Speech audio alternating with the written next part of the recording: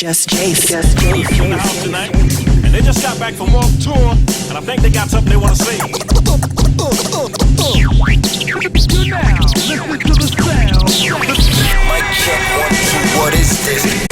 Hey, what's up, everybody? Welcome to it. It's the Mic Drop Sessions. Yours truly, Jus Jase, TNT's most dangerous DJ, and I'm here once again. Another Wednesday. We're here doing it big. Don't forget, support my YouTube channel, Jus Jase 868. Of course, subscribe, comment, share, like, and of course, hit that bell for notifications for upcoming episodes. And you know what we do in this podcast? We celebrate, of course, the legends, people who paved the way for people like myself. Then I, in turn, can pass the baton on to the future generation. This individual, my guest this week, wow, very instrumental in opening the door for me in terms of being heard in Trinidad and Tobago, even on radio. So I'm talking about from the cassettes straight to radio. This was the man. He in fact sculpted my DJ career. I had no interest in becoming a DJ, but because of this guy and his facility, I was able to do what I can. So I'm humbly and utmost grateful in terms of saluting this dude. Ladies and gentlemen, he represents the downtown Outlaws. My brethren, the one, the only DJ Mario Russell in the building. What's up, my brother? Good. That was a nice intro, Jam Days. But is it truth? Yeah, it's the truth. It's the truth. You know, that's pretty good. You know, yeah. Well, like you want to know you want to know about the music business, right? Yeah, we're gonna go straight in. But before we go into all that in terms of the music business, basically in 2021 during the pandemic, what is the status of Mario Russell? I know you're out of the DJ fraternity altogether. No, I'm not out of the DJ fraternity. Talk to me. What I'm doing right now in music, I still do a chart. I've been doing a chart since 1983. Downtown Outlaws chart. Right? I do that in the sunshine. Yes. And recently my partner Alexis died. Yeah, rest in peace, Lexo. Yeah, so I'm writing. I decided I'll take over his spot temporarily. Okay. And write. So I'm more focused on writing about the calypso, the DJ. Actually, the same thing like what you did. I did an article on Crazy last week. I did one on Tobago Crusoe Kid. Right. This week I'll do one about the history of the music and probably the hard times artists are facing at this time of the year. So I'm still in contact. You what, an editor in Sunshine? What's your portfolio there? No. I just write independently. Okay. And it once I can write good enough, it gets printed. All right. So I got a page. Nice right? man. Yeah. But my focus is really to help the industry. So I'm not really out there in the bright lights of the industry. Never liked the bright lights anyway. So, Mario, you never liked the bright lights. Never did. Yeah. Right? So we gonna get to that. Yeah. So and then I do my chart, and so I have to talk with artists. I'll do one on I'm glad the part you are taking. Honestly, it's a lot of things you're doing. I wanted DJs to do, and I've seen you have taken up that part. One, being independent. Wow. You know what I mean? Right. You do your thing. You are the first man I see actually featuring DJs, and I feel so happy about that. You know what I mean? Because there are a lot of DJs out there or people in the music industry that just need to be featured and people need to know about them. Yes. And before the name go under, and I really appreciate the fact that what you're doing, Jason. Hey, thanks. You know. Don't make me tear up now, man. No. Because I see guys on radio for many years and it was so simple. If you understand, it was such a simple move. You're gonna be running this music all the time, and you could just bring a DJ and let him help your program out. Yeah, you know what I mean? Yeah. I find so, and feature him at the same time. And anyway, so I'm glad what you're doing. But there are many things I am glad what you're doing and the part that you took. So as we go along, I'll talk about some of the things. Nice. Nice. You know. I understand you're heavy into the nature seeing and hiking and so on. I see a lot of. Yeah, I'm into hiking and tours, right? After spending about most of my life in music until about But mind you, I still DJ on a private basis. Serious? Not yeah. I still have my equipment. I have my laptops and everything. Okay. I will go as a little private DJ for like a more mature audience. Right.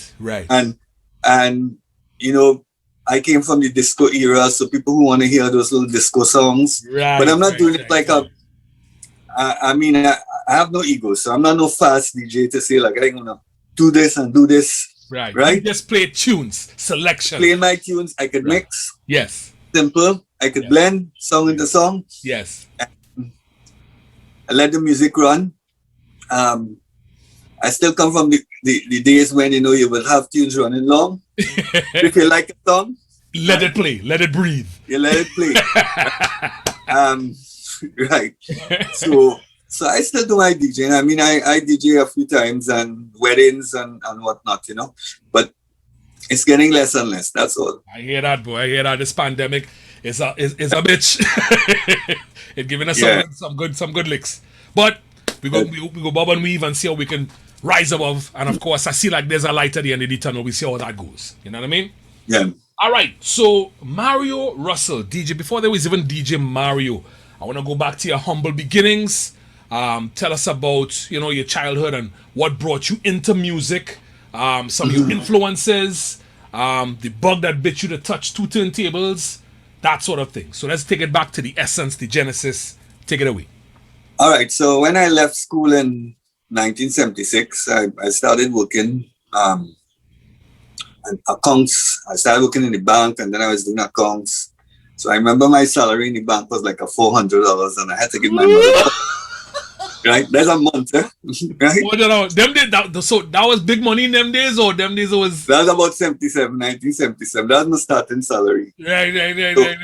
But the thing about it is, you know, you just like the music, you know. So when you get paid, you had to give your parents one piece, right? And next piece, it means all right. So after the 4, I had to give my parents one, right. So I just come and hand them that, and then I have a little tree. Yeah. And that tree, go in and spend on records. Use right?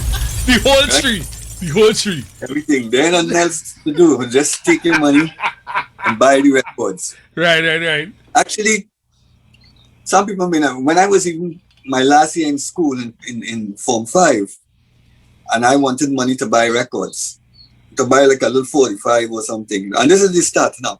Right. My mother used to give me $2 a week. Right? Right. Yeah.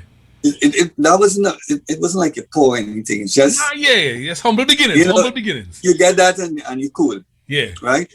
Sometimes it might have them boys in school who like to eat. You have a sandwich, give me $1 for the sandwich. Right? Right? Anyway, so you sell your sandwich, you do a little delivery job on a Saturday, you might get a little $6-7. Right. But you have enough money to buy 45 at the end of the week. Where was your record spots, your record shopping spots? It used to be like Rhineards in them days. Rhineards. Okay. Rhineards, right? Mm-hmm. But that was first was Rhineards. Right? Yeah. So you could buy a little 45. That's going to school there. Yeah. Not no DJ yet. Yeah, you just loving the music. My mother had a little garage turntable. Right? I don't know if you know a garage turntable. It's just so you could buy a little 45 and you could jam your music loud. That's the one with the arm. You used to hook it and then drop it. Yeah. One like that. Right? It used to work automatic. Right. So a little black switch will go blacks, and then the arm will go. Yeah. And you stack the 45s on the little rack, and one will fall each. Yeah. Right. Right. So that's where you start buying your music, and then when you started work, as I say, I started work and I started buying the LPs now. Right? LP I think was like $20 for LP. Right? So you're stocking up on your collection and whatnot. So this is what age? How old were you then? About 18 or 19. 18, 19, right. So you're building your library. You're building your library. Right. So I'm buying my records and stuff like that. Yeah. Because I'm working. right? and I had nothing else to do with the money, but except buy records. I get my food from my parents because I pay for my food. You're boarding and lodging. You're boarding and lodging. Right, yeah. I had to tell her who's that's coming. That's right. Yeah, right. So, yeah. So anyway, after we buy the records, you're starting to take it further. Right. In the business, because you're buying records now, you realize that I have enough records to play in a party. Right? Because they're buying records all these times. It come like a habit. Every time you get paid, you buy records. So, and you're buying the hit songs, whatever available. Yes. Right. So that's where you would start to be playing for like your schoolmates or your little friends and whatnot. And that's how it usually would start up. Right. Mm-hmm. Fortunate for me though, I was living next to a disco, opposite the disco on Frederick St. They had a disco called Pallava Place. Pallava was next door to you? Yeah. Wow. Right? Opposite the jail? So, yeah. Right. Pallava was, well, I am opposite the jail, but Pallava was at the same corner. At the corner, the same block, but at the corner. Right. Yeah, so I mean, I hear all these songs pumping. It had a DJ called Donald Reds, Donald Reds. I don't know if you know about him, right? But Donald. First time I hear this name. This is good. Go ahead. No. He was one of the greatest, I find. Serious? Right? What I love about him, he was progressive, He used to look and see this happening in New York, right? And Pallava Place was the in place at the time. Right. He making sure when you come to Pallava, you get them latest jams happening. Right. And Donald started at a very humble beginning. He used to wash cars for O'Brien because he came from the streets, right? Wow. Right? And O'Brien saw his potential as a DJ. He used to start off as a record man and then like a little fellow started to be on the table. Yeah. Eventually Donald landed this job at the top disco in Pallava Place. Actually, he even went to JB's. I remember JB's. Yeah. That was right? not St. Vincent? No, that was in Valsine. Oh, JB's Valsine, again tap. There was one on St. Vincent Street. That's Rolls Royce. Rolls Royce, he went there too, right? Okay. He went Rolls Royce. So anyway, Donald I used to be hearing the music from Donald, From your home. But he was from a home. I could hear the songs. Yes, right? yes. I wouldn't know these songs, and I'm not that heavy into it yet, but I would hear the music, right? Then a person that brought a big change in my life and a lot of DJs' life, and I mean, he started it, which was Wire, John Evelyn. Right, now let me give you this story. Wire? Yeah. Wow. Wire. Let me give you this story. Wire. You always talk about it. Yes. I never knew the history of Wire. I only met Wire when I met you. You know what I mean? But I never knew the background of Wire. Yeah. The Wire, in 1978, I think, he came down for the first time to Trinidad. He was living in the States. He was born in Trinidad, but he was living in the States most of his life, right? Right. So he was a young fella, and they used to party. They used to call themselves the rock and roll Outlaws at that time, right? Right? Mario, you're blowing my mind here, boy. Right? The Wire came down with a bunch. No, Wire was in a pool in New York. A record one of the top pools in New York, and he was like a top number. So like he was like 1 to 5. Wow. So it means anything he gets in, everything he gets in, because the DJ, the higher the DJ ranking, the better tracks you get. Let me break it down for the viewers. Now, folks, record pools are a distributing process that DJs would get exclusively. You can join a record pool, right? Like right now, they have digital record pools with send you MP3s and whatnot. You send back feedback from each song so that can go to the record label, the producers, so they can get feedback as to how the actual songs are doing. Now, all the pools were back in those days.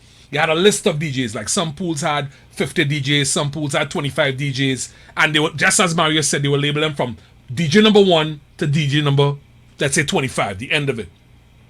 You would start in at 25 or whatever open pool, open slot there was, and you work your way up based on how well you pay your dues, you send your feedback, that kind of stuff, right? So as Mario was just saying, Wire was in the top 5. Top 5. Yeah. So he was getting the sweet records that folks at the bottom half of the pool were not getting. Follow? Yeah. Continue, Mario. Right. So in 1978, Wire come down, and the first man he meet was Papa Rocky. Right? Wow. He say, Rocky, I had this bunch of records here. I want to give you it, you know? But Rocky don't know who he is. Right. So Rocky said, no, I good, man. I good. I don't need nothing. So Rocky refused, like, you know, a man bringing a treasure to you. And why is not he guy to sell you the records, you know? He giving you the records, you know? But Rocky now say, nah, I good. I don't need no records, man. I good. So I went and give it to Donald. Donald Reds, the same dude in Pallava. Yeah, Donald Reds, yeah. Right. So when he come to Donald say, yeah, boy, bring it. You know? So Donald was like all anxious, how a DJ should be then. Yes, right? Yes. A man come from New York and he bring in a whole heap of records that nobody know about. Nobody know about. And you gain the opportunity to break these records, yeah? Yeah. So, and that's a good word, break the records, right? Yep, so it's not like it was playing on the radio. Right. Donald's motive was, well, I can break these songs. So why I gave Donald those songs, could have been about 50 records and whatnot, you know? And Donald was just starting to pump those songs and really created that Pallava Place to be number 1 at the time, you know? You're getting the jams, you're getting it like, you're feeling like if you're in New York, you know, it was a disco era, so the vibe, you know, it's music pumping, you know, but you're in the house, so you will understand what I'm talking about. Yes, of course, right? Of course. Yeah. So it was a disco dance, them kind of dance songs, you know? Yes. And Donald will be the first to jam them and actually break those records. He wasn't waiting on no radio station and whatnot. Yeah. Right? There was one man before that used to come by me over the years, but I'll talk about him too after mentioning his name. Cool. Right? All right, so you taking in all of this from your home, right? Yeah. Right. What's the next step? Eventually I got to meet Wire. Right. Mm-hmm. And because Wire came there, he dropped the records, and then he was a kind of friendly guy because I know you met him too. I know, right? Wire's my boy. Big up to Wire. Right. Yeah. So eventually I got to meet Wire, and he started to bring records for us. Right? When you say us, it was you first? For me. For you, okay. Well, for us, yeah. I know eventually they became us. Yeah, well, the disco era go through its time. Yeah. Right? Mm-hmm. Donald had moved on to other things, right? Okay. And I'm talking about over the years right through, right? Well, I'll give you the step, but so I met Wire, right? Right. But you know who was very influential in the music for me too? As a young kid, I forgot to mention his name, Billy Reese. Right? Yeah. Everybody talks about Billy Reese. Yeah. I got the feeling of Billy Reese because same thing like Wire. I was born in Trinidad, but I grew up in Boston, right? Came back to Trinidad as a child. When I came back, I got the tail end of Billy Reese. That's just before Rennie B came on the scene. You know what I mean? Right. So I got the tail end. So even going to school, Billy used to be jamming some real good funk songs in the morning, right? Right.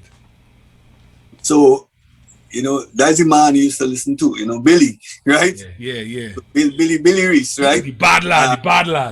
The bad lad, Billy Reese. Yeah. You have it right, you know. I got to know Billy years gone by. Anyway, so from the disco era, Donald had left the scene and onto another part. And I started to, as a DJ, playing the disco now. Okay. You know, Friday evening, right?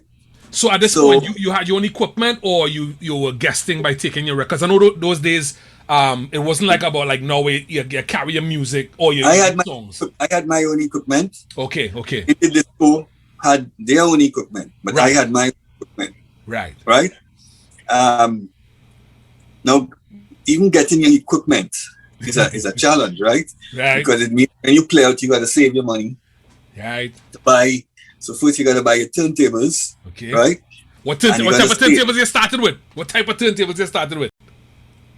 I started with the wrong ones, of course. So I bought a regular Technics turntable, but it Right. wasn't the 12s, right? This is the belt drive one.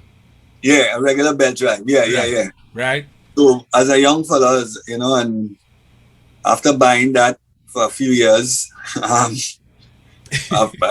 I realized that wait, I buy the wrong thing. You know what I mean? Because in those days, 1200s wasn't popular as yet. Okay. The Okay. 1200 MK2 wasn't popular, Yes. right? Yeah. Actually, I don't even think Donald had gotten the 1200 Mark II. Good as a DJ he was. Right. He had two turntables, right?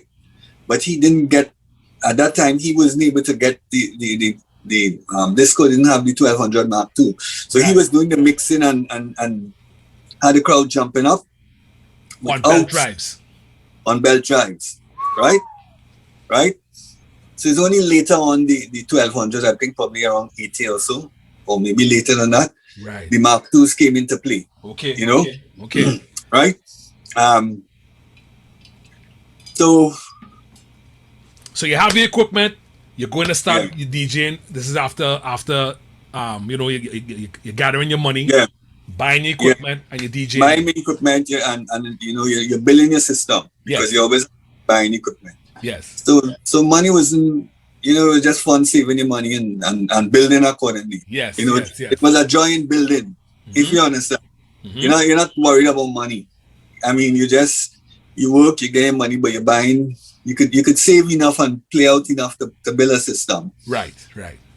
Now then came another turning point. So I used to play on a Friday evening in Pallava Place, and it used to have a lot of people come in, right? So people used to come to hang out there on a Friday evening, and it was usually very packed. Ram is the word to use. Ram is you. Yeah. Anyway, we at the end of probably it was about another part 78, 79, right? I remember used to listen to the radio to Rennie Bishop, Okay. right?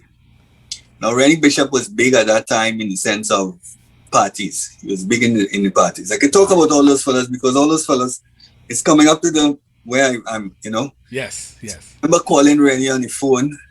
I just say, let me call this man because I had some songs and I have them a few weeks. At that time now, I started buying records from Cam's Music. Count. They were Okay. Carlo Street, right? Okay. Okay. Right.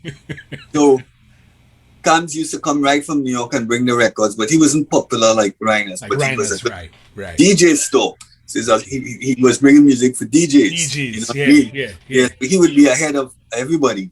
Yes. Right? So Cam's brought the music, and I remember calling Rennie and saying, this first time I'm talking to him, I said, I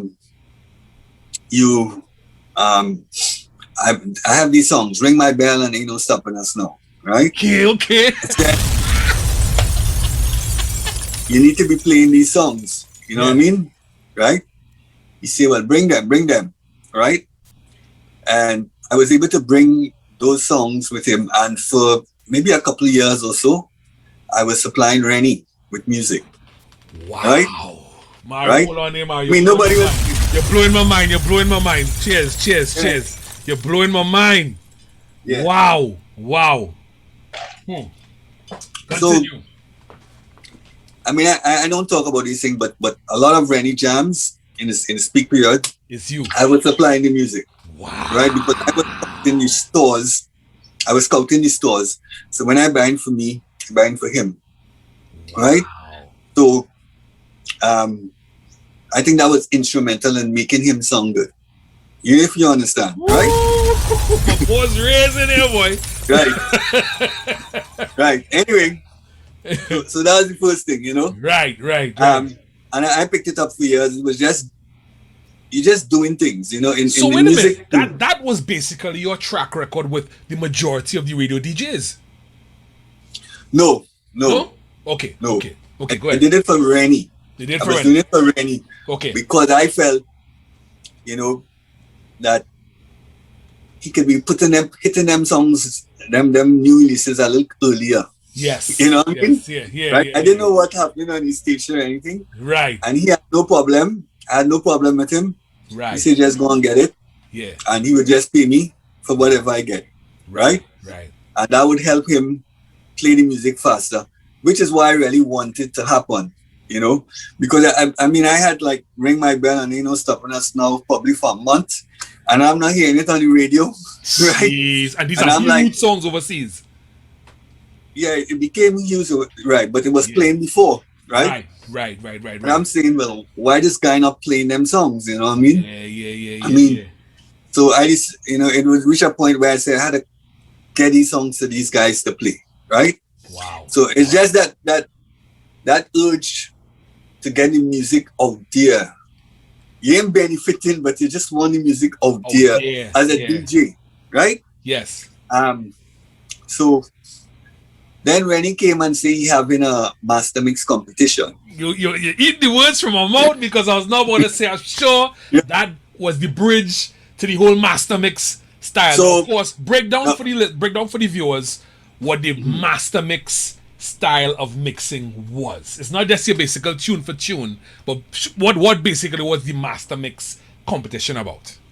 Well, the master mix was DJs at the time were sending a cassette with their mixing down of the music, right? And they can do anything they want once it's mixed down. It didn't involve talking. Right. It involved skill. A skill of a mix. Yes. Right? And now 3 of us DJs, which was Brian, Regis, Teddy Mohammed. Brian was playing in Rolls Royce. Okay. Right? Okay. Teddy was popular on the scene and would probably be hitting some of the discos. I can't remember where he was, but he would hit the discos, and he was popular on his part of the, Right. Very popular. So, and at that time as young DJs, because we all were in our 20s, right? Mm-hmm. Everybody would want to take part in the master mix competition, right? And as DJs, we used to practice. I mean, I used to practice. You spend the whole day just practicing music, right? Practicing to back you the songs, you know what I mean? Yes. You can't get it right. So when you go in a party, you could spin back the song and spin it back and that, it showed the creativity. So, it was a lot of practice. I remember them days, yes. Right. So Brian, Teddy, and myself took part in the competition. Mm-hmm. Teddy came first because he did an excellent Reggae Nights mix, right? Right. I came second, right? Mm-hmm. And Brian may have come fourth or something like that, I think, if I remember correctly, right? That's what I could be corrected, but I think it was that, right? Okay. Mm-hmm. And that now proved we already grooming in the clubs as club DJs, right? And you get like the same guys who grooming in the clubs winning the master mix competition, right? So we 3 guys, there was opening Atlantis, which was by Owling Chow Lingon, which is Tony Chow Lingon father. Father, yes, right? yes. Right? People don't know, Laundry father. Yes, Chinese Laundry's dad. Yeah, right. So he say, well, they want these 3 guys to work in the disco. Now, did they give you all a collective name? I was talking to Frank about this in an episode, a recent episode. Mm-hmm. And I know when they were advertising Atlantis, they had a collective name for the 3 of you all. Do you think you can remember it?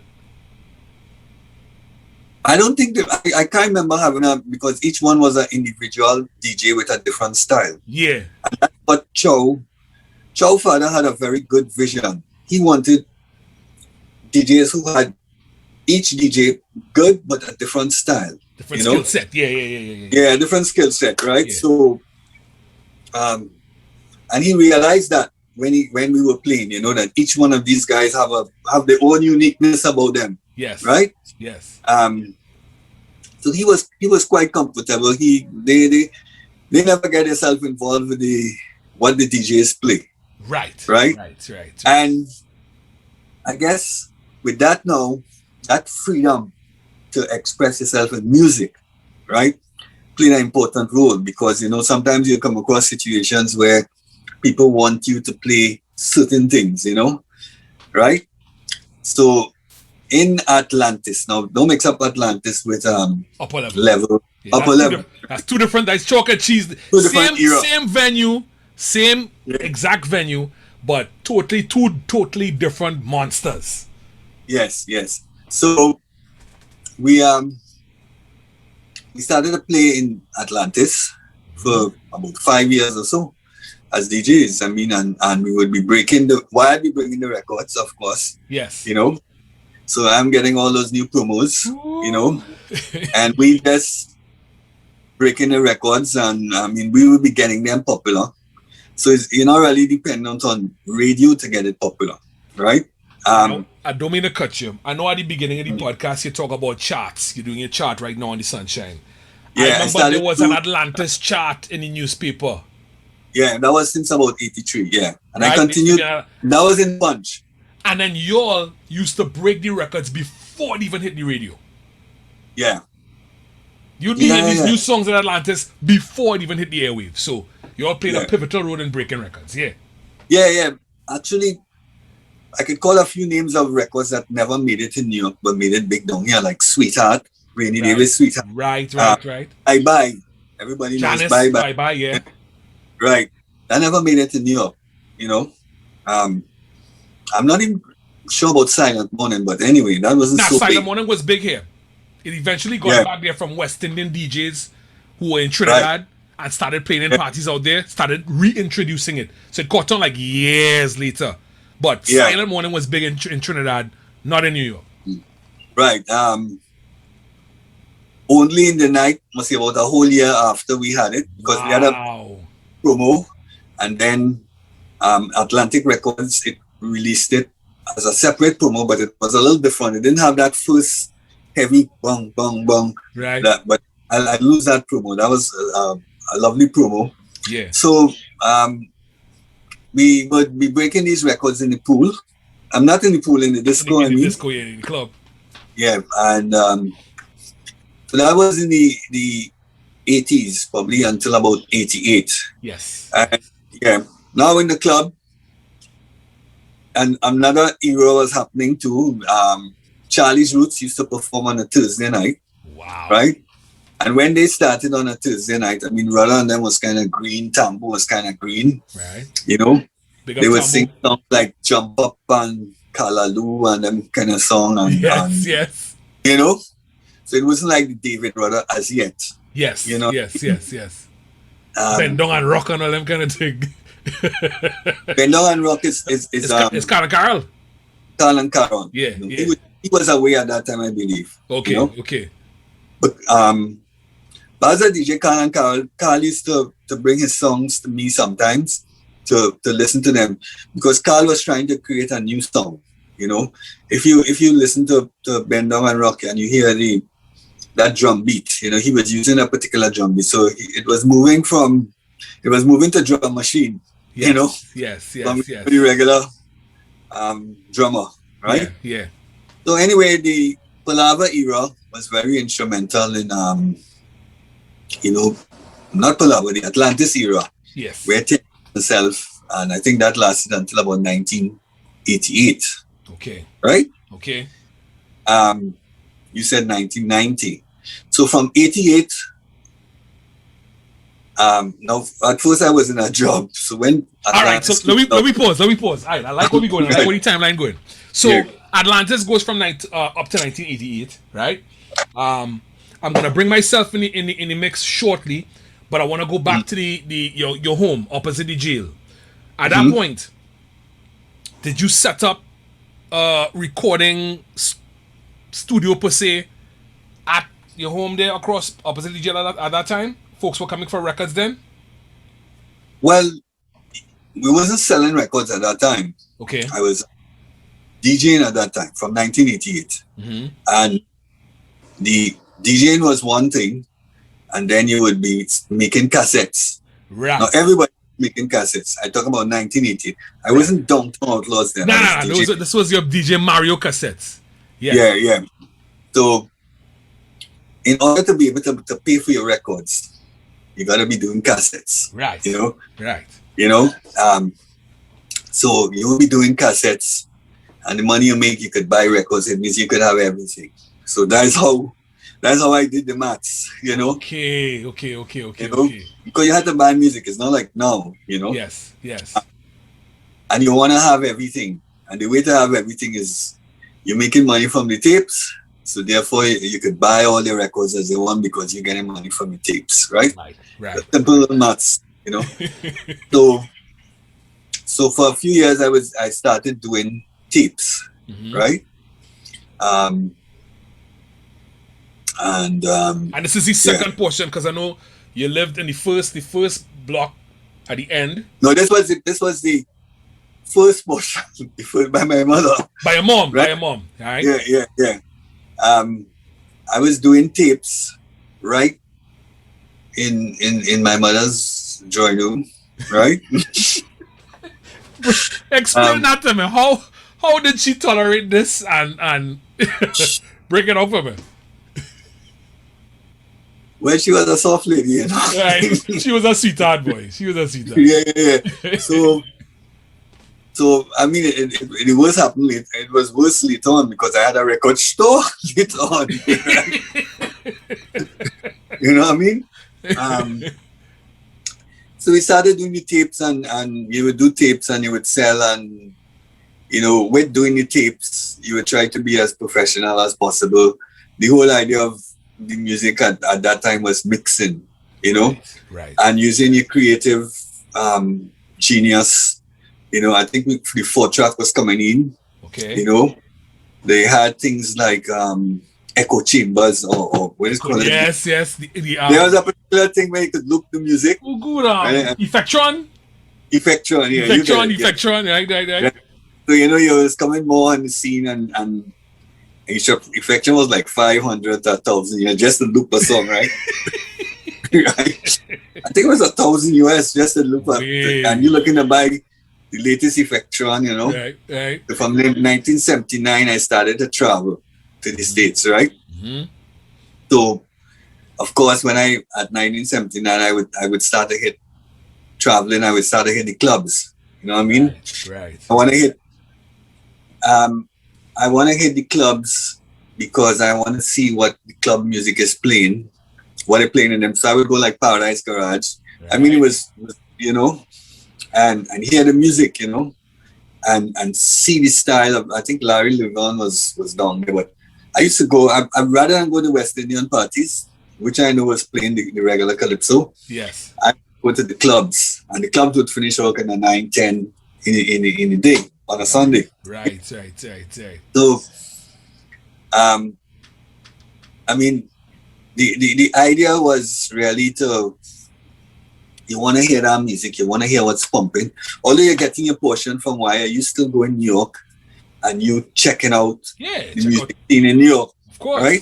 Of course. Yeah. And you hearing, and then you know, look, so this week I hear this song playing in New York, right? Because sometimes on a Friday, if I get the weekend off from the disco, I could go New York. I went New York. I'll go New York, right? Yeah. So you hear the jams playing in New York, and you know next week, when it's your turn to work, you're going to pump those jams. Them. Right? Because you're going to DJ stores in New York too, right? You're not just going to regular record stores, right? You're going to DJ stores. And the focus is you get them jams and you come next week and you just jam them right through, right? So that was part of the scene in the Pallava era. Not the Pallava, the Atlantis era, I mean. Going to New York, getting the stuff, bringing the jams, you know, and letting the crowd hear the music and stuff like that, right? Yes. So as I said, with Atlantis moving on, we did some taping for a while, right? Then I think there was a need for me to take things a little further, as far as I remember. So I decided I will do started to launch the Downtown Outlaws. All right. Right? Let me press a pause on that right there. Okay. So we reached to the part where I'm gonna join the fray. Now, normally in my podcast, I would bring pictures. You know what I mean? Yeah. But you're not worry. I searched high and low, but you was as I said, you were always in the background. You're always behind the scenes. I couldn't find no pictures of you. I really couldn't find no pictures of. That's true. You Yeah. I don't know. You used to hide. So I will show you some stuff where I came in the scene. Back in 88, so you said you finished Atlantis around 88, around there, and that is very correct because at that point I had my rap group called the Awesome Force, right? And that was with, I'm gonna show you a picture of us. But this much I can see. I think it was Cool Cook. That's right. Come on, tell me. Here's what he told me. No, wait. What could the folks Cool Cook? That was my DJ in my rap group, right? He later on became AK from Ghettorians, right? And he was always connected with a lot of the folks. He introduced me to Lyndon Livingston as Razor Sharp, the late great Sheldon Benjamin Shell Sharp. He was part of Awesome Force at one point as well, and those types of folks. And Mario was another one that he introduced me to. Now, I don't know how Kirk got the link with Mario, so we're gonna finally find out today how Mr. Cool Kirk, AK from Ghettorians, linked with Mario to bring me to him. Go through Mario. What did he say? All right, so I think Scotty. Remember Scotty? Scotty, boy. Yeah. Scotty had no Cool Cook, Right.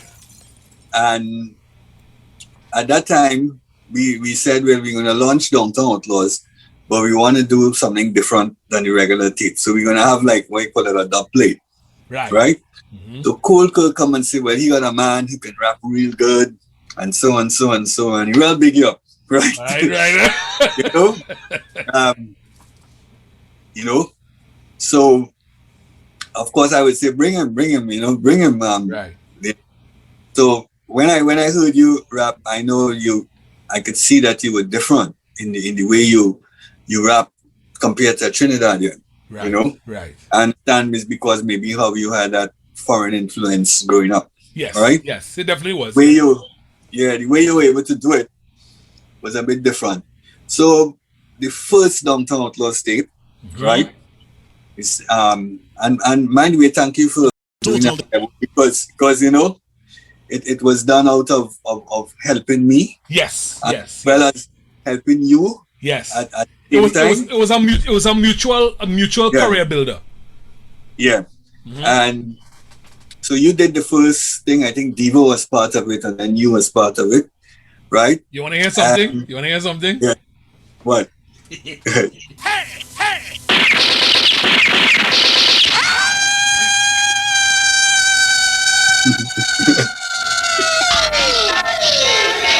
Emergency. Calling all cars. We have just been informed that a music syndicate calling themselves the Downtown Outlaws have been responsible for total disorder amongst the citizens. All maxi taxis and the likes are being advised to be on the lookout for the Downtown Outlaws. Beware, the Downtown Outlaws are armed and contagious. Hello? Is that another crank call?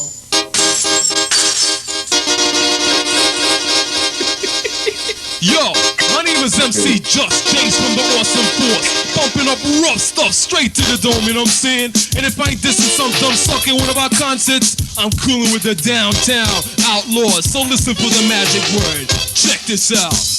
The AF, the Awesome Force in the back, go check, come correct. You ain't seen nothing yet. Bass to the rhythm, check off your butt. Downtown Outlaws, bum rush the cut. My name is Jus Jase, let the bass kick higher. DJ Cool Girl will burn you bad like fire. Dr. Beat, the rebel with the cause, the Awesome Force, and the Downtown Outlaws. Coming together, producing rhythm and rhyme, living large in charge, and never causing a crime.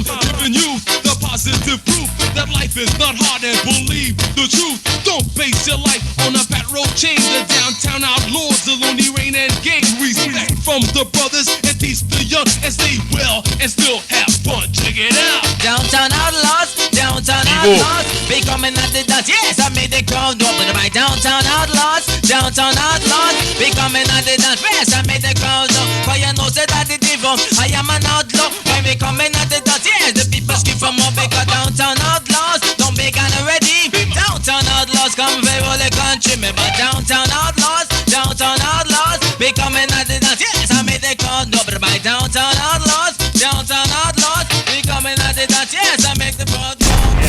Yes, man. Yeah. Well, you see how smooth your rapping was, right? This is the original Downtown Outlaws cassette here. Wow. Dub 1. Dub number 1. Yeah. Yeah, man. And I think that created a serious impact and a change to the music industry, because from then other DJs wanted to compete and other DJs had to up their game in a cassette. Yes. Right? Yes. Yeah. So that first Downtown Outlaws tape really was cool, you know, really, and you sounded pretty good. You still sound pretty good. The way how you blended with that music, you know. Right. And I must salute you, man, Mario, because you took the chance. And that was one thing that folks always said that area, that whole area opposite the jail, your home. Signalton always described it as the hub of new and upcoming local entertainers and entertainment, from DJs, radio DJs, soca artists, back in those days, calypsonians, foreign DJs, they would come, and that would be the hub. That would be a place. He called it like the school of music. You know what I mean? Yeah. Well, I mean, I used to travel to the States plenty with, why I used to travel to the States.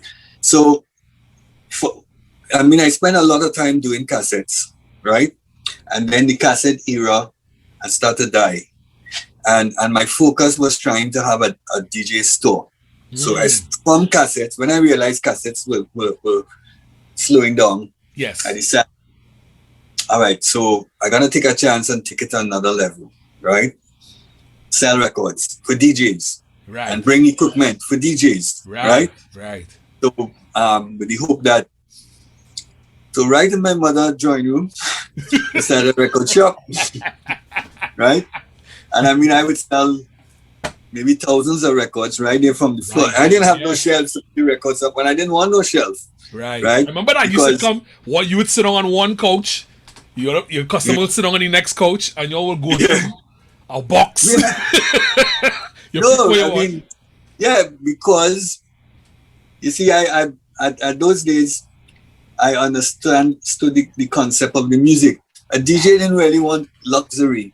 He don't need to go to a record store. He wanted to know where he could sit down and just play them songs for his own self. Yes. Right? You had a bunch of songs, and he wants your enthusiasm too. But he wants your enthusiasm. Right? So if you tell him this good, and he listens to it, and he find, well, right, you know what you're talking about. You know what I mean? Yeah. So usually you could make recommendations as a DJ. Yes. You know?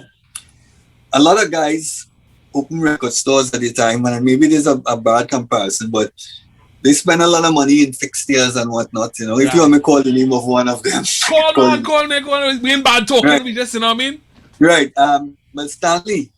Right. Big up Stanley. Succeeded Wireless Records, Yeah. I couldn't remember the name, but he had a store down the road where O'Brien's used to be. Yes. But I don't think he lasted that long in the business, right? Right. You know, because as I said, DJs were more interested in records. Right. They want a record to play in their parties. Right. You know what I mean? Right. They're not looking at the if you're looking fancy, at least at that time. Right. So I was selling records from the floor in my drawing room. Yeah, and I did that for a few years in the 90s. Right. Now, while we were doing that, remember we were still getting the promos from Wire. Yes. You know? Yes. So Wire would come for Carnival and he'd bring a bundle of promos, and that could last at least 4, 5, 6 months before some of them actually become hits. Right. Yes. Mm-hmm. And then we had radio DJs now, right? Coming on the scene to get the music. I mean, one guy that was very close to us was Glenn Antwine. Glenn, right? boy, rest in peace, Glenn. Right. So Glenn would come to do his show on a Sunday, right? And Adrian would come, Stanley would come. Right. Yeah, Adrian would come and get his stuff, and Stanley would come. You know, Andrew, I call Andrew too. Andrew used to be more on the R&B slow stuff, right? Yes. So that was thinking pretty good with all of them. How you and Andrew linked? How you and Andrew linked though? Andrew had started as a DJ from, he had his own DJ in Belmont, you know. So I think I went to a party, his name was Motown, right? Motown, yeah. Okay. His name, I think their name was Motown. And you know who was also a DJ, I think was probably part of the group too? Robin Foster. Robin Foster was the DJ. No. Robin Foster, my Foss, my brother Foster. Yeah. Engine room, Robin Foster. Yeah. He was a DJ, right? Wow. You see Robin as a little fella behind the turntable playing music, you know? Right? He was a DJ before me, right? Wow. yeah, Robin was a DJ before me, you know? So I think Robin was from Belmont. Yes. I know Andrew from Belmont, and they were close, you know? I can't remember if they were together or they were separate, but I met Andrew. He used to come there and he used to check my sister out, right? Okay. So that's how we became friends, and he was coming from that background of music too, you know? And then eventually just falling by me. I think he was living there. Yeah. In the third apartment, right? Yes, the third apartment. That's how Andrew came on the scene. Okay. Andrew Puckrin, right? Andrew Puckrin, yeah, you got it right. Right. So, you know, it was, if I had like a couple of apartments, so guys could fall in. I mean, it's still the same thing anyway, right? And Lime, and so anyway, we was getting the music from Wire. Right. The radio DJs were coming and being serviced. Right, because they want their show to be hip, you know, and they can't buy all our music. Right. You know what I mean? Right. So they could come and buy the music in the evening and they bring it back within an hour time, you know. So that was a cool arrangement. It's no sweat, you know, you just come and get your music and then you just come back. Yeah.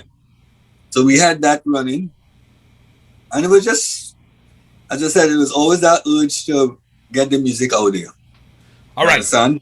So here we want to slide on into now. So that whole relationship was on and going. Of course, Andrew was there. You were there. In addition to the Downtown Outlaws cassette movement, you brought out the Downtown Outlaws DJ group, which would have been Ishmael. Well, yeah, and you was part of that DJ group. You brought me in as the mic man, right? You had Wayne Rampasad. Wayne was there too. Yeah, Wayne. Wayne used to spin. Wayne could have spin, yeah. Right, Wayne. And I remember we all had these. Andrew too. Andrew was there too. Andrew was in the group. Scotty was there. Yeah, but the highlight show was CNC Music Factory. Did you perform? I think you performed, right? Yes, so that's again performing on CNC Music Factory show, you know. I'm not sure if you got paid, but anyway. Nah, I give you. Right? And that's why I have to tell you thanks now still. Cause when I did I rapped, and then brought on and Ishmael was spinning, and that was epic. That was epic. And we wore these black turtlenecks that your God made from Craggies. Craggies, right? And then they had the Downtown Outlaws embroidery on it. Okay. Right. So that was a highlight show for us. Yes. You know, because CNC Music Factory had a big hit. Yeah. You know, and to be on the show with them, you know. Yes. Then you know you wanted people like you who can rap similar. You know. Yeah. That would play an important role. You know, so that was another highlight too. I remember that show. Yeah. Now we did the launch at Wall Street. Wall Street, yeah. Did the launch of Downtown Outlaws at Wall Street? Packed to capacity. Yes, yeah.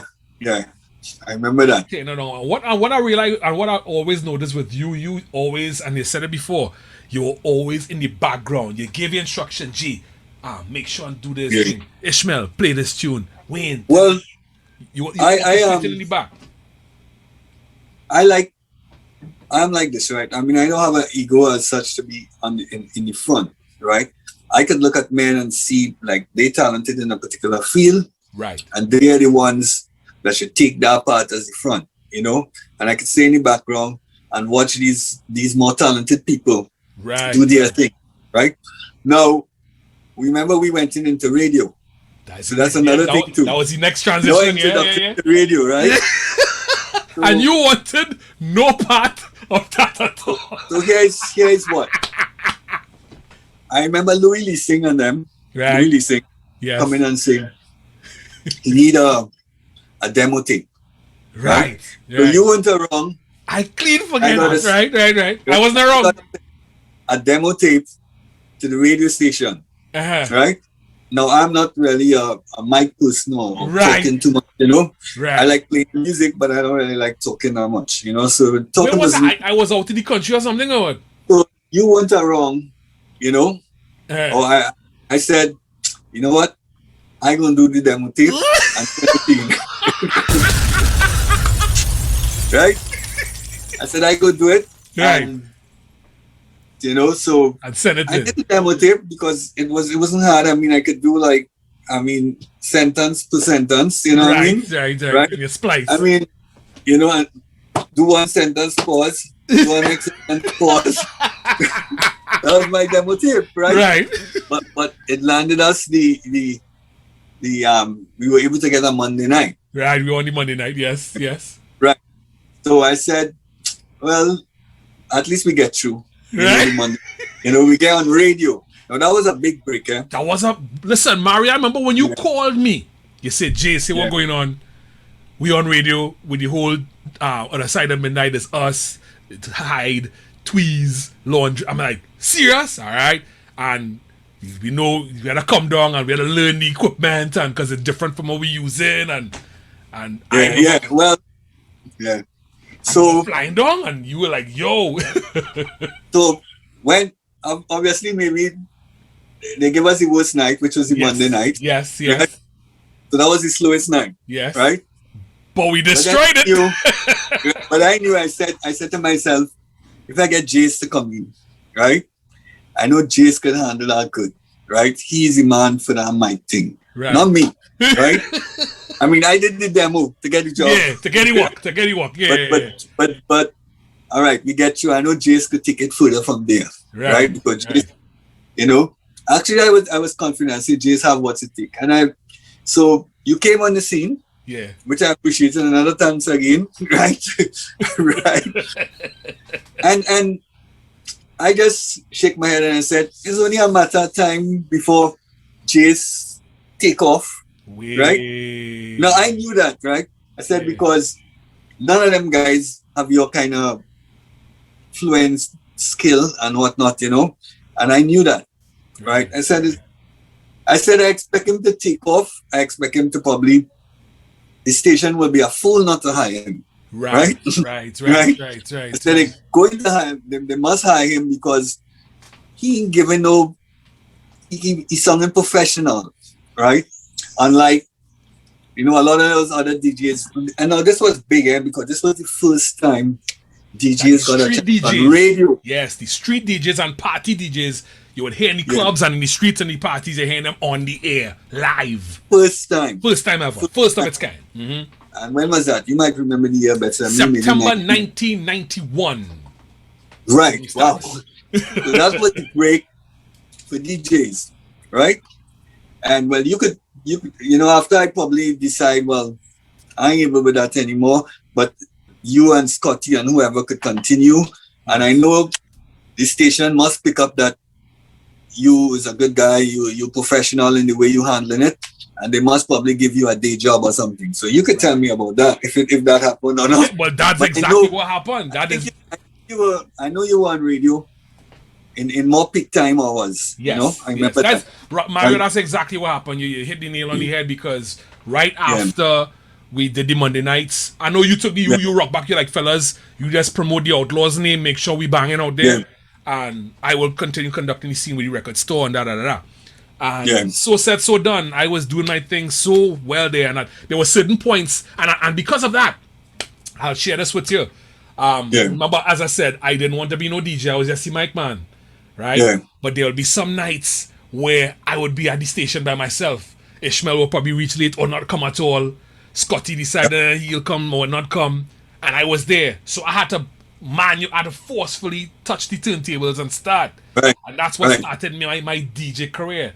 So while in the apartment 2 or apartment 3, apartment 2, from next to your house in opposite the jail, I would come there and practice and practice and practice and practice. Right. It was so dread. Even the Guardian newspaper came and did a spread on me, and I want to show you the picture, right? Okay. Let me show you the picture so you'll know exactly what it is I'm talking about, right? Bam. Okay. That's you.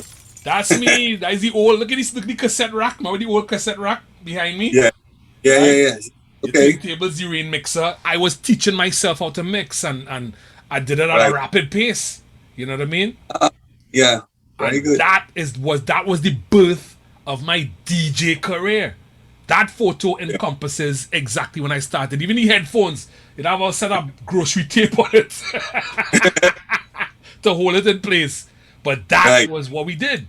So because of that, exactly what you're seeing, it came to fruition where I just developed at a rapid pace. So I was not just good on the mic, but I was also good on the turntables. Yeah. So that double threat. There was no choice, but I got through. And Dominic Alpasad was the one that hired me to be on 95.1 full time. Right. I know you would be. I know you would. Yeah. So you were right. Thanks to you. Well, I recognize your talent, and I know, they're just saying, you can't stop the sun from shining. You know what I mean? Through the dark clouds.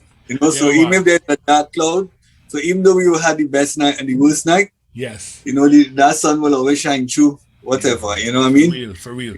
Now we dominated. Even though it was a Monday night, we were really huge on that after midnight slot. We definitely set the tone, and they couldn't stop us. They really couldn't stop us. And what I loved about the Outlaws collective is that it was also the birthplace of a bunch of other DJs like Clyde the Outlaw. Big up to Clyde. Big up to Clyde. Big up to Third Bass. Bass was part of the bass. Signal to Noise. Signal to Noise. Well, as I said, the 3 radio DJs were already coming there, as I told you, Adrian, Stanley, and Ron. The later part, Jugglers came on the scene too. Jugglers, right. This Charles Marshall, right? The Charles, yeah. Yeah. Actually, any DJ, could come through. It was you. It's all from that spot opposite the jail. Listen. Yeah. You still own that spot, or I hope it's still on the spot. Please don't make sure and preserve that. That is a gem. That value is a gem. I remember Ishmael, right? Ishmael, the Demolition Man. And the good thing about this whole thing, why these DJs could have come through, I was the Stanton dealer, right? Right. So I used to be traveling, and I used to be getting the needles. So when they come and they break a needle, it's no big thing. I could just go in the shelf and put it as a Stanton dealer now. But let me talk Ishmael. How did you and Ishmael link? Where did you and Ishmael link up? Ishmael came. He used to live along the bridge in Besson Street, right? I think it was about 14 years, right? And he used to come around just there. Probably Andrew. A lot of guys used to link through Andrew anyway. Right. We'd come around and as DJs, guys would come around to help. Tote the boxes. Right. You know what I mean? Right. So you'll always have guys who not into the music, who have nobody, just want to be part of that music scene, to be part of a little group now. Yes. Yes. When they play out, they did any party, you know, they did any party to load off the party and to lift the boxes, you know, and that kind of thing. You know? Yes. I remember Ishmael selling cassettes, getting because Ishmael was a young fellow just leaving. So I said, well, look, I'll give you a little play to try and sell cassettes, right? Ishmael used to go and sell cassettes. You know what I mean? He would go out in the day and sell cassettes, you know. So I get him a little play with that, you know. And yes. You're making money from that, right? Yeah. And then he started to be on the turntables. I mean, that guy was lousy, real lousy on the turntables. He would break needles for me. Where you feel you get the demolition man from, right? Right? He would damage things, especially all the time I had to be changing needles from Ishmael. Right? But he was learning to mix. Right. So, you know, he was learning to mix and to scratch. Yes. He had liked to scratch. So maybe you come from the scratching era too. I come from the scratch era too, yes. Yeah. I was not scratching and stuff like that, right? So he had liked the scratching thing, and anytime he could turn his back for some iron looking, he himself to scratch. And matching up the needles. matching up records. Right? Anyway, and that's how he developed. You know what I mean? Right. So he was around me and he was selling the cassettes and he was becoming a better DJ. Right? Now remember, Laundry approached me for the launch of 96.1. Okay. Right? They have a gig for you. I will come and play 96.1 and you don't have to talk. He got MC. You could just go and play the music. And he gave me a Saturday night, I think, from about 9 to 12. Okay. 9 and 12, right? Yeah. So at that time, so he had his own people that he would hire from the station to work the Saturday. One of those people was Peter Lewis. Yes. Lewis. Yeah, because I was already a solo DJ at that point. I was already on a personality and at 96.1 because we launched it there too. Yeah. So that was like another part of my radio career, right? That's radio career, right? So I used to play the music, and then after, I was bringing records too, right? Yes. But my problem is, as I said, I like that freedom to play my music, to express myself. Yes. Right? Yes. I ain't a DJ where you could say, I want you to play this, right? Nah, yeah. So, you know? Yeah. Not from the experience I have then, right? Yeah. So I guess that stint didn't last very long. Well, I'll let you know. So I used to go in New York. I was selling records at that time to DJs. Right. So I would go and buy all these. I was in the pool too in New York, right? I was used to go in all those companies and buy imports, they used to call them, right? Yes, the UK imports. So, and all that was for Saturday night. So I would come down and go in the week, go to New York, buy the stuff, on Saturday night I want to jam those songs, right? Yes. My focus was I want to be a house DJ, right? I'm a house DJ, you know? Yes. So when I playing, I would play like 45 minutes a house, you know, because remember I used to listen to Kiss FM. Yep. In New York. And they used to have dance parties. That's right. And I felt Trinidad could appreciate a dance party, right? And I mean, this was since back in probably 1991 or 2 or something like that. So, yes, you're right. You're absolutely right. Laundry gave me the opportunity to be on radio. And I said, well, this is what I want. This is what my intention is. This is the road I want to go down. Yes. Right? So at the time he came and said, boy, you can play 45 minutes of house music, right? You know, and I said, well, and when I checked myself, I said, this is what the station don't want all our house music, right? So I gotta respect what the station do. Right. I said, but I don't want a song like the regular DJs. Correct. I'm here to sound different. I don't want to be playing the dub and the regular music. Yeah. So I end up saying, listen, I do a letter and said, let Ishmael take over. And that's how Ishmael career started. Wow. Then I would drop out the scene, right? Because my scene is house and Ishmael could flex accordingly. Yes. You know, he's not going to be like me, right? Yes. Yeah. And from, well, that was my end of my radio career.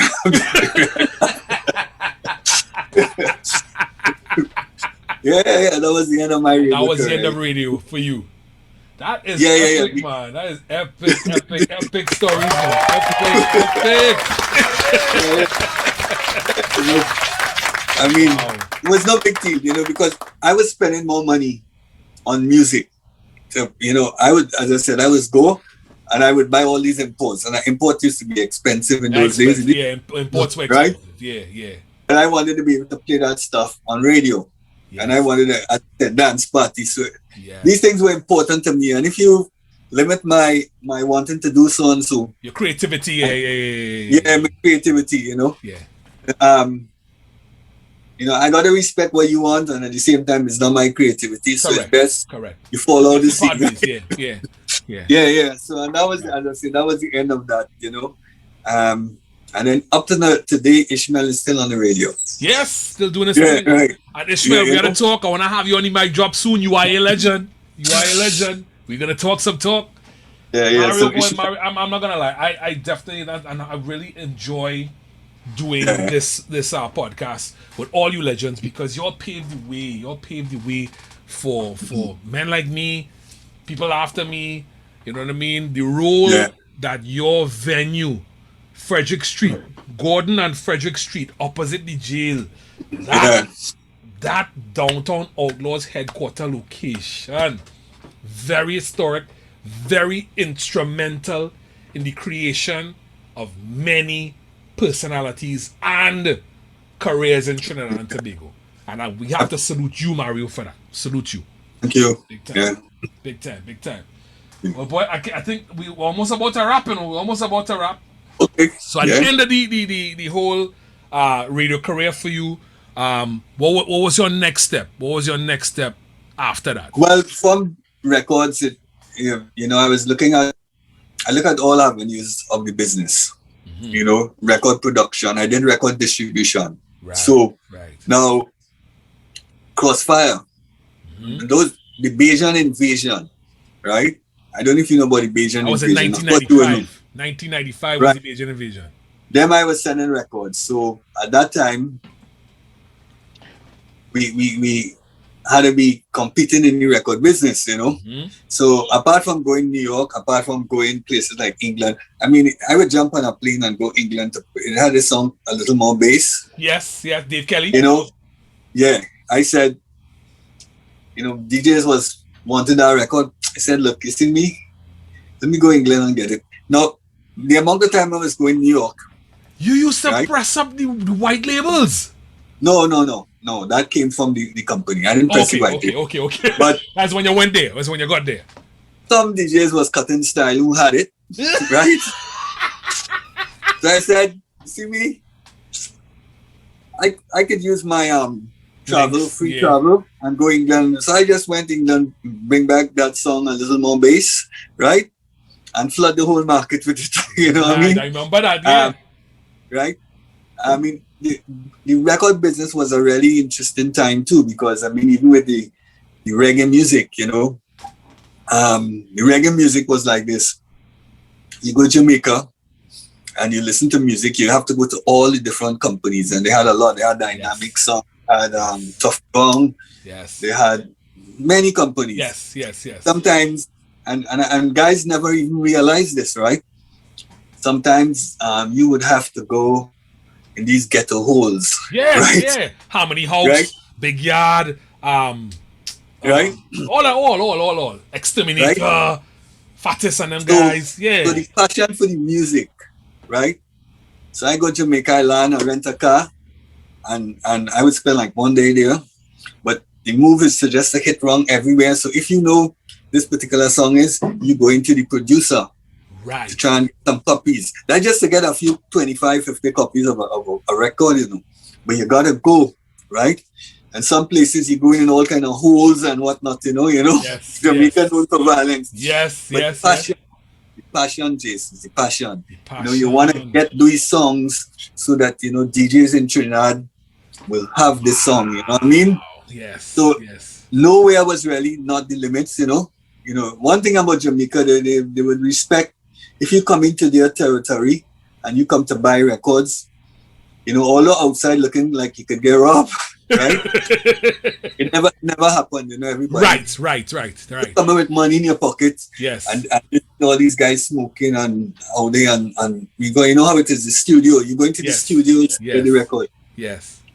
So that was and then sleeping in cars too, because, you know, sometimes, like if, for instance, I go Miami and then I take in a plane from Miami to Jamaica, you know, I can save that money, you know, I go sleep in the car. Right? And jump across in Jamaica, spend a night.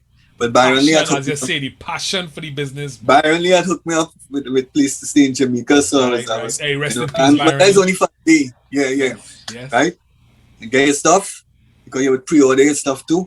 And then you go around to these different little companies, get your stuff and ride back and come back to Trinidad to make sure that DJs could have this stuff to play.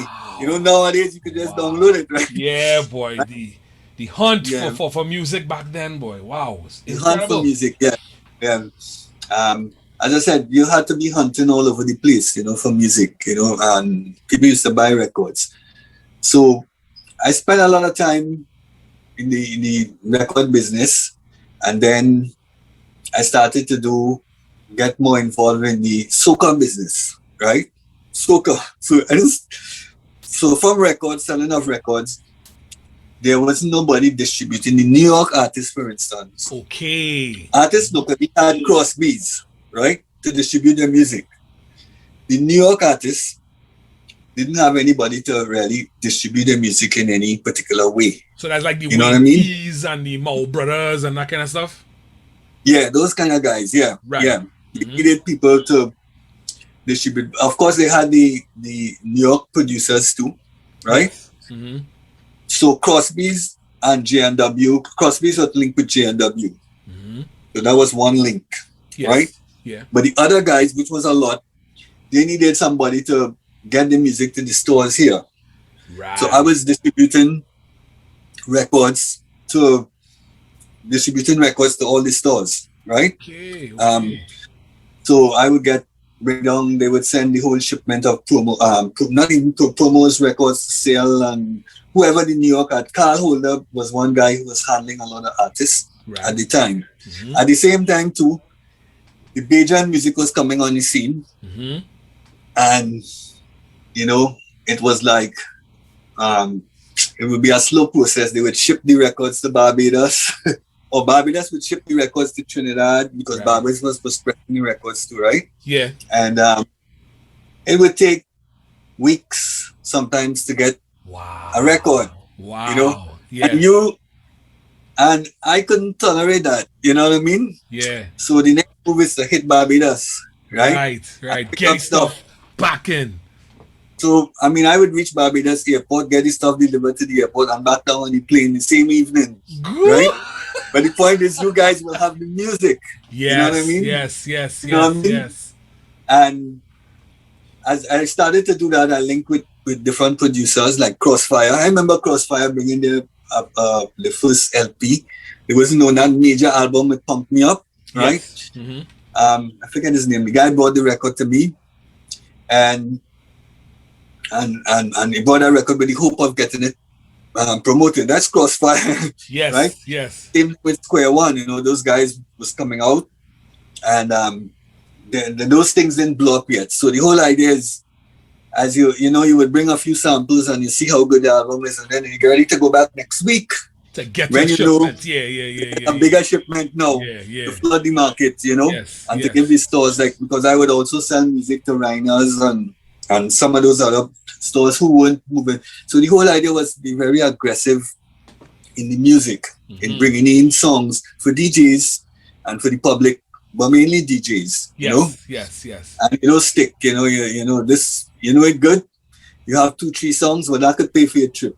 Right. Make a profit, right? Tell me so something. That one. Yeah. Go ahead, because just as you were about to say, that lasted how long? Because the next question I'm going to ask you will tie into that. So how long that lasted till? Until probably about 2000. 2000. 2000 era. Then that's when the digital age came in. Yeah. How did the digital age affect you? So the record age was I had that control because it was DJs. Mm-hmm. The CD was a different story now. That started to affect me because the people who would buy CDs were the regular man in the street. You know, right. DJs would buy CDs, but they would buy limited CDs. You know, yes. They would buy CD album if it's good or not. You know, so for me, the CD market wasn't as interesting, and then CDs was expensive. You know, and then the pirates kicked in. Well, when you bring in your CDs are expensive. Yeah. I mean, and I think people need to know about the CD market too. A CD was costing like 12 US, and you do the maths, right? Mm-hmm. And you gotta pay customs like $20 on a CD. Right.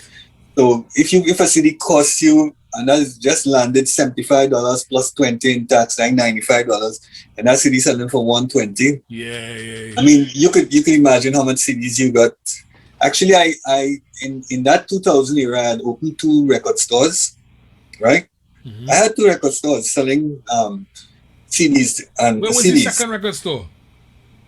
I had one in Bradford Mall, and I had one on Stafford Court. I think it's opposite.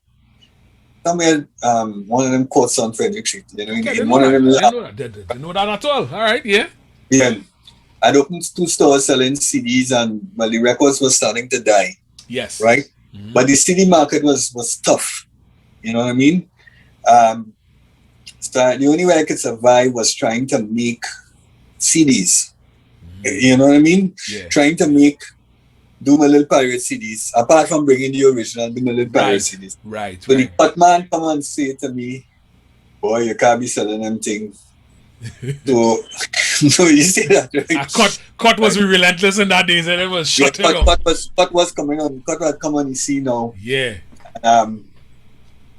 He come and say, well, you can't be selling the pirate CDs in the store. I say, well, the only way I can survive in the music business is if I is because if you're making $25 a CD, yeah.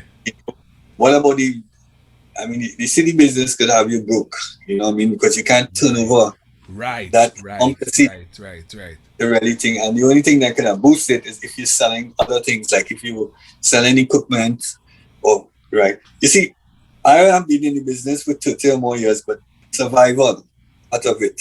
If you understand. Yes. You gotta be, the music industry keep changing over the years, and you gotta be able to ride with the time. You gotta think, and I mean, you in it more than me now, you know, and you gotta be able to know how to make changes, you know. That's right. You gotta evolve. Right? You gotta evolve. Yeah. You gotta go with the times, you know what I mean, and you always gotta be trying to be step ahead.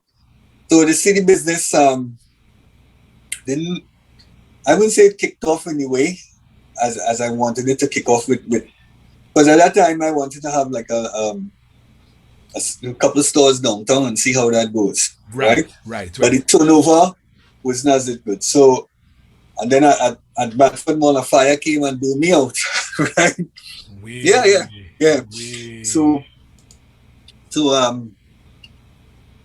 as I said, by the time I left downtown, I was practically down to Brooks now. I can tell you like this, right? As I said before, but this is history, right? Yes. So, right? Because I'd invest a lot of money in CDs, and you know, you didn't get a return. You didn't get return. You didn't get it turnover you want, and you know, you max out your credit cards and things, you know. And then those days, the banks give you any amount you want, you know. You could just you could tell the bank anything, and you just go ahead. We don't have no set of limit in credit card to say any major limit, right? Yeah. So I eventually had to come back up Frederick Street, right? Yes. But Frederick Street didn't have the turnover, but I was doing work for DJs. Okay. You know? Okay. So they were now you find that there were a different set of DJs coming on stream now. I mean, you would experience that. I said a younger DJs coming on stream. So they're not going to be so much on you, right? And this was like 20 years ago, right? Yes. So I would do a lot of work over the years. So from 2000 up, after I left downtown, I would start to do work for DJs in the sense of providing them with CDs with music, right?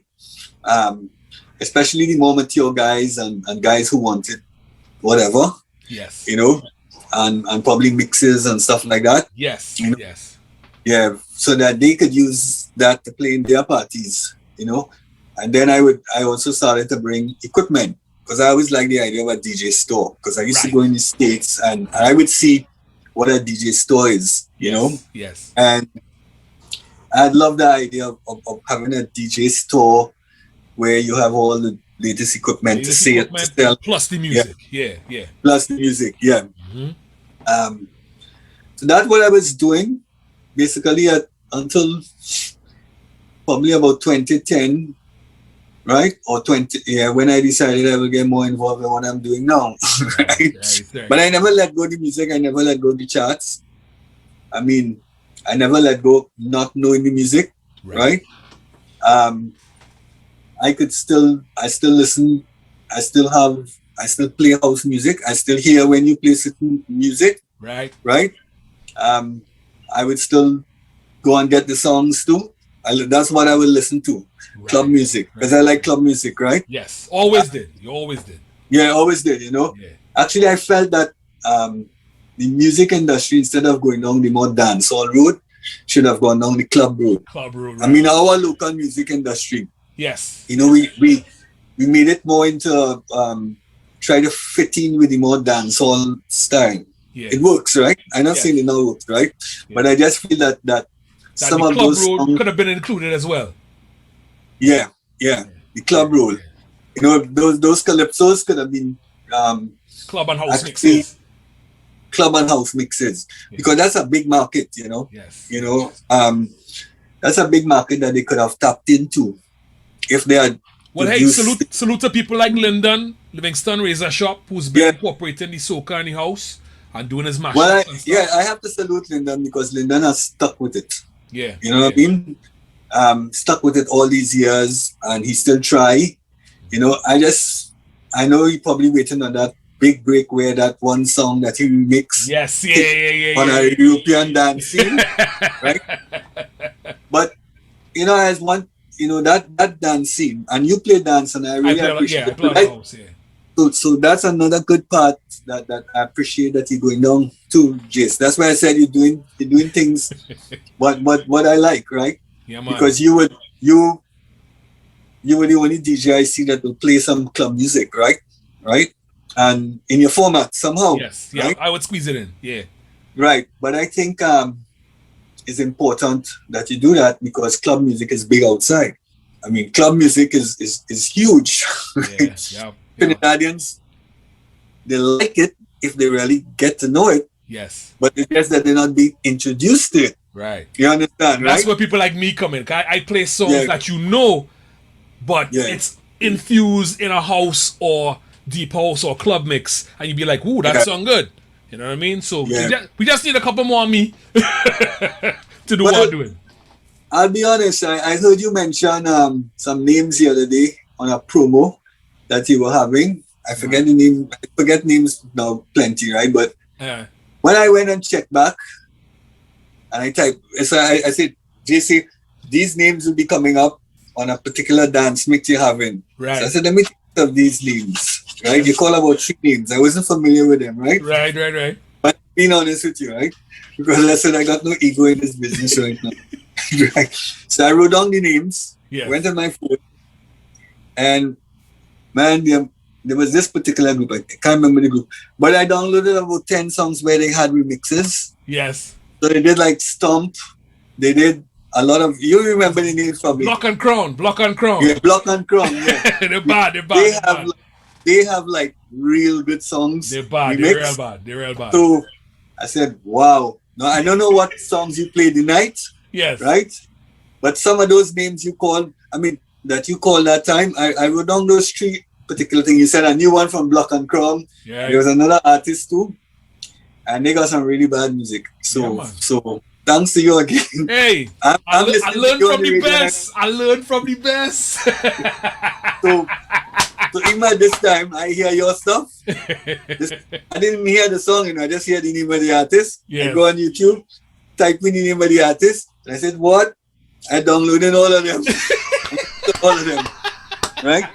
And Block and Crown. They're bad. They're bad. They're bad. Wow, they're bad. They're real bad. They're bad. And how much guys down here know about them? Not many. How much people on the radio station play that music? Right. I Well, they feel will like after this podcast. They will after this podcast. I feel they could go they could go in any party with a good crowd, with the right crowd, and play Block and Crown. Because those mixes are super, right? And they got so many, right? And I asked myself, how many of these DJs they're not picking up? It was three names they called, but I don't have the computer. I can't remember the other two, but I know that one. As you said, Stomp, I know exactly what you're talking about. Yeah, the Stomp. Stomp bad. The ultimate Stomp. Had about over 20 remixes. I don't know. And I just hear you mention the name, So, because I have one more $1 million question for you, and then we're going to wrap things up. Okay. All this music and records and stuff that you have bought, collected from your record pools, that sort of thing, do you still have them? Well, a lot of it has been borrowed from DJs. Lord. Right? But I don't really go back and check, As I said, I was into record sales and record distribution. So I had so much records that I had to be throwing them away because of, when you're distributing, you get sometimes 150 of one artist. One cut, yeah. I still have them. I still have them there on Frederick Street still. Nice. Nice. Yeah, I wouldn't get rid of them. A DJ always appreciates his records anyway. Yes. Even though I might never play them, Don't ever get rid of them. I have all of mine. Because it just kind of gets sentimental about it, Yes. And it reminds you of your past, growing up and whatnot, So I wouldn't get rid of it. Right? Thank goodness for that, man. Mario Russell, aka DJ Mario. Jus Jase, today humbly salute you and thank you. I thank you from the bottom of my heart. You understand what I'm saying? For opening your doors, welcoming me to be a part of your crew, and in turn giving me the opportunity to rise and allowing me to soar. Because you saw it, you saw the potential in me, you believed in me. I saw the potential. And the rest is history, and I just want to personally thank you from the bottom of my heart. I remember during the coup. One question. Remember that time? Yeah. Alright, one question to ask you. Alright, let's break this down and then ask me the question. During the coup, ladies and gentlemen, this man now meet me.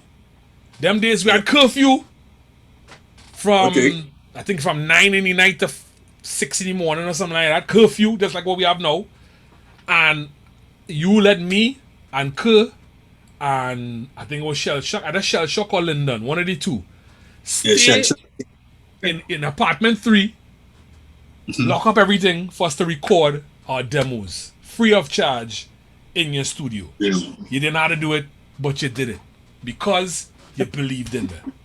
So salute. What's your question? And then we go wrap up. My question is very simple.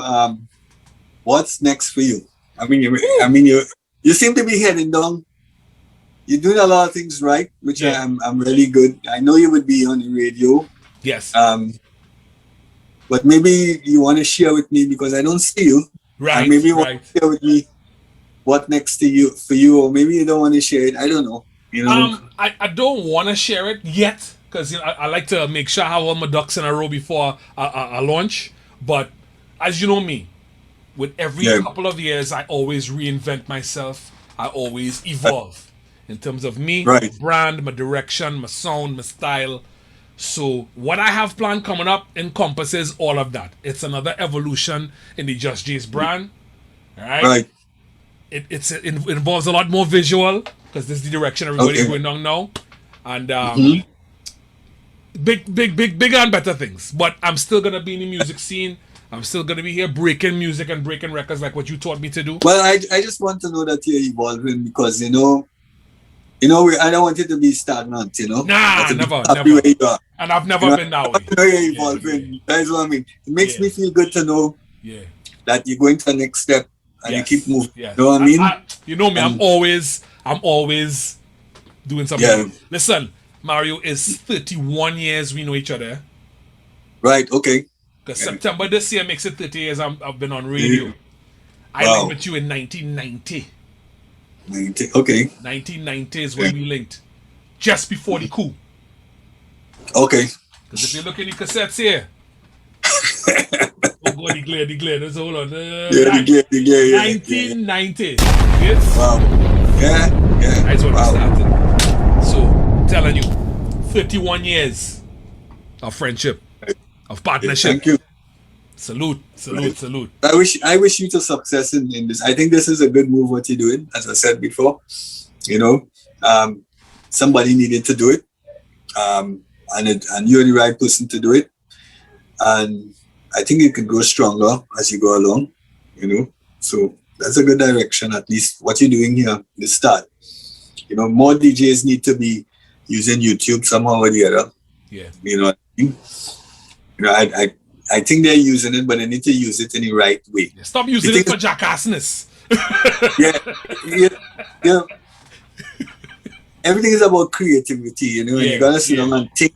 You gotta sit down and think, and you gotta sit down and think and say, what I'm going to do and create something, that's unique. I see, and the thing is, I see younger DJs on your same station doing some really good work on other things, and other DJs out there, they got to step it up. Step up the game, yeah. Mario, brother, salute and thank you so much for being a part of it, man. Salute. Yeah, all right, ladies and gentlemen, my brethren, the one, the only DJ Mario Russell in the building. Man, this is epic stuff.